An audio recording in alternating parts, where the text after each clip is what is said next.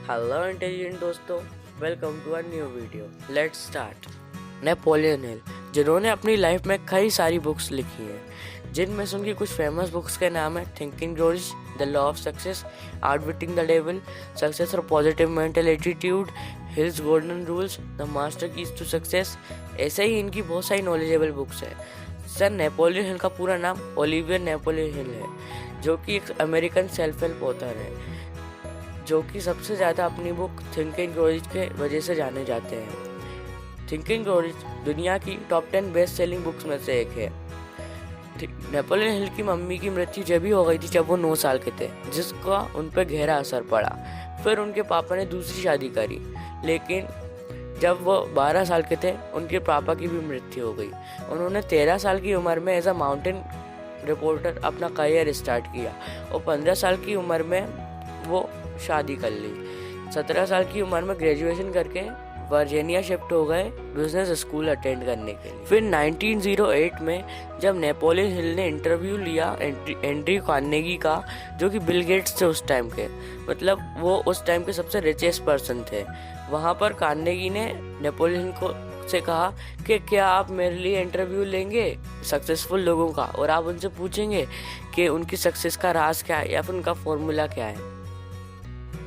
फिर 20 साल बाद हिल ने रिसर्च ख़त्म करी और उस रिसर्च का आउटकम है थिंकिंग रिच बुक, जिसकी समरी मैं आपको आज बताने वाला हूँ। इस बुक की 2015 तक 100 मिलियन से भी ज़्यादा कॉपीज सोल्ड हो चुकी हैं और ये one of the most successful book of all time है। नेपोलियन हिल की ये बायोग्राफी मैंने आपको इसलिए बताई है क्योंकि मुझे आपको ये बताना था कि हमारी लाइफ की प्रॉब्लम्स कितनी छोटी हैं। हम अपनी छोटी छोटी प्रॉब्लम्स को बड़ा समझते हैं, लेकिन वह होती छोटी हैं। अगर हम किसी ऐसे इंसान से अपनी प्रॉब्लम्स कंपेयर करें जिसकी प्रॉब्लम्स हमारी प्रॉब्लम से बड़ी हों, तो हमें अच्छा लगेगा कि हमारी प्रॉब्लम्स कितनी छोटी हैं। जैसा कि हमने देखा कि नेपोलियन हिल 12 साल की उम्र में अनाथ हो गए, फिर भी उनने हार नहीं मानी और रुपए कमाना स्टार्ट कर दिया और एक सक्सेसफुल इंसान बन के दिखाया। ऐसे ही हमें भी अपनी प्रॉब्लम्स को स्मार्टली हैंडल करना चाहिए और आगे बढ़ना चाहिए। Hope you learn from this biography. तो आइए सीखते हैं अब इस बुक से। इस बुक में टोटल 13 स्टेप्स दिए हैं रिच बनने के लिए। उनमें से एक स्टेप हम आज जानेंगे और बाकी के 12 स्टेप्स आगे वाली वीडियोस में जानेंगे। Step number 1, burning desire. Burning desire is the starting point of all achievements. It means that हर उपलब्धि का शुरुआती पॉइंट बर्निंग डिज़ायर होता है। तो आइए जानते हैं बर्निंग डिज़ायर को एक स्टोरी के माध्यम से। एक एडविन नाम का व्यक्ति था जिसको थॉमस एल्वा एडिसन के साथ बिजनेस करना था। उनका ये डिज़ायर बिल्कुल क्लियर और डेफिनाइट था। उनके पास इतने पैसे भी नहीं थे कि वो एडिसन के पास उनके शहर न्यू जर्सी जा सकें, और वो एडिसन को जानते भी नहीं थे। और ये डिफ़िकल्टीज़ पर्याप्त थी किसी को भी डिस्करेज करने के लिए, और आम इंसान या फिर कोई भी अधिकतर लोग इससे डिस्करेज हो भी जाते हैं। लेकिन एडविन बहुत डिटरमाइंड थे।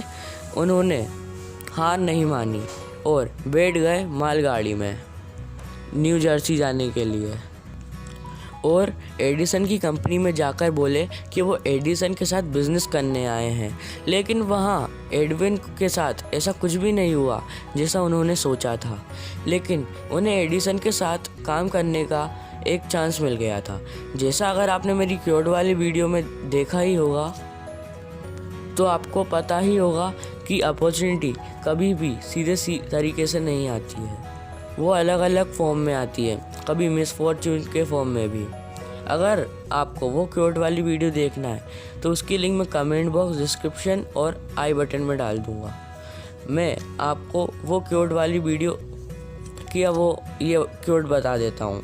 वो क्योट है, opportunity often comes distinguish in the form of misfortune और टेम्पररी डिफीट। जैसा कि इस स्टोरी में भी हुआ, एडविन को टेम्पररी डिफीट मिली क्योंकि उन्होंने पार्टनरशिप का सोचा था, लेकिन अभी उनको वो नहीं मिली।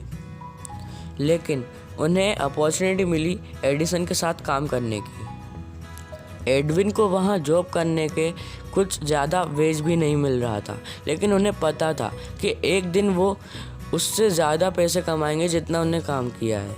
फिर कुछ महीने बीत गए और कुछ भी नहीं हुआ, सब कुछ वैसा ही चलता रहा।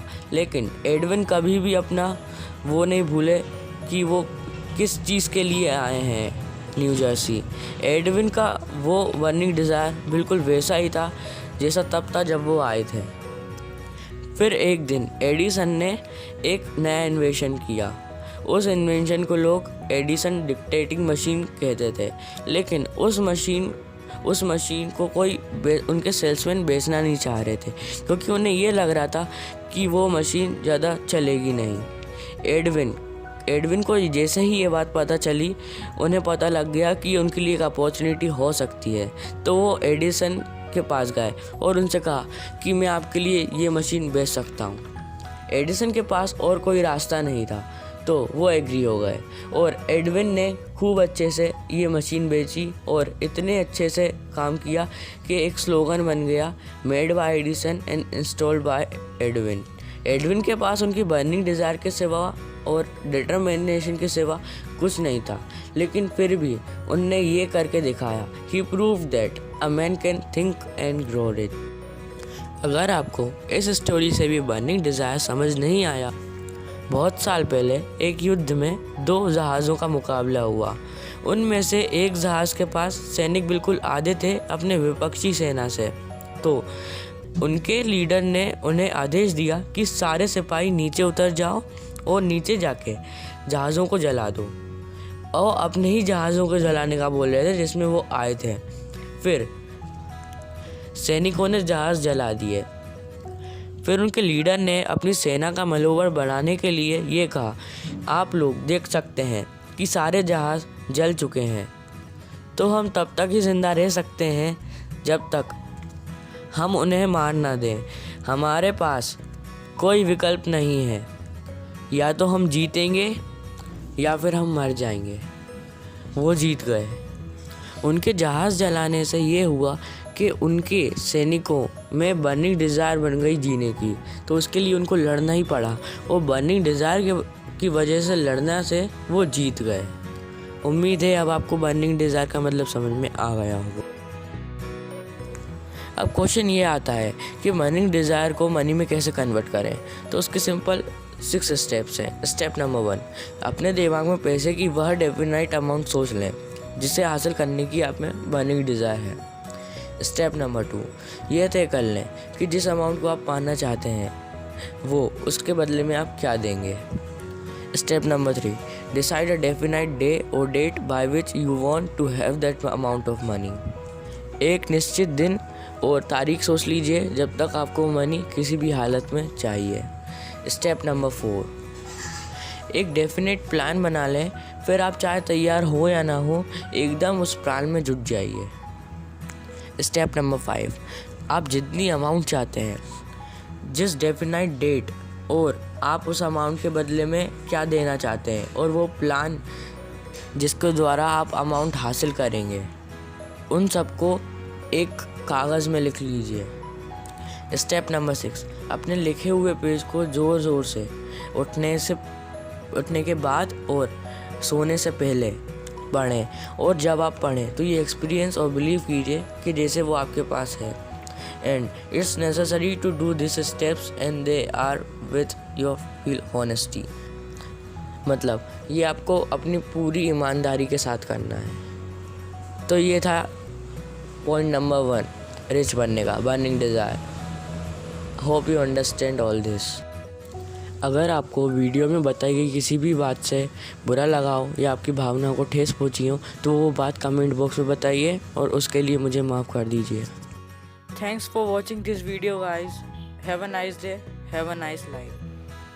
Subscribe to get notifications, drop a like if you like this video, comment your feelings and give feedback. Hope you learn many lessons from this video. Bye bye दोस्तों, see you at next video.